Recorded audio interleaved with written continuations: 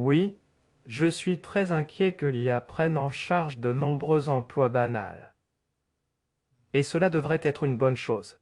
Cela va conduire à une forte augmentation de la productivité, ce qui conduit à une forte augmentation de la richesse.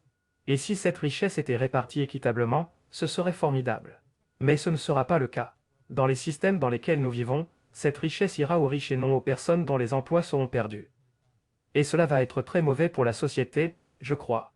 Cela va donc creuser le fossé entre les riches et les pauvres, ce qui augmente les chances des populistes de droite d'être élus.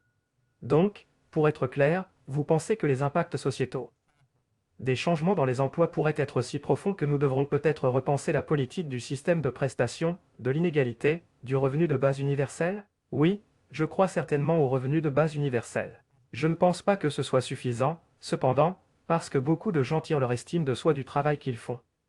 Et si vous mettez tout le monde au revenu de base universel, cela résout le problème de la faim et de l'incapacité à payer le loyer. Mais cela ne résout pas le problème du respect de soi. Et alors, vous essayez juste de le gouvernement doit obtenir. Je veux dire, ce n'est pas comme ça que nous faisons les choses en Grande-Bretagne. Nous avons tendance à prendre du recul et à laisser l'économie décider des gagnants et des perdants. Oui, en fait, j'ai été consulté par des gens à Downing Street et je leur ai dit que le revenu de base universel était une bonne idée. Et c'est, je veux dire, vous avez dit 10 à 20% de risque qu'ils prennent le contrôle. Êtes-vous plus certain qu'il faudra régler ce problème au cours des 5 prochaines années, peut-être au cours de la prochaine législature? Je pense que dans 5 à 20 ans, il y a une probabilité d'environ la moitié que nous devions faire face au problème de leur tentative de prendre le pouvoir.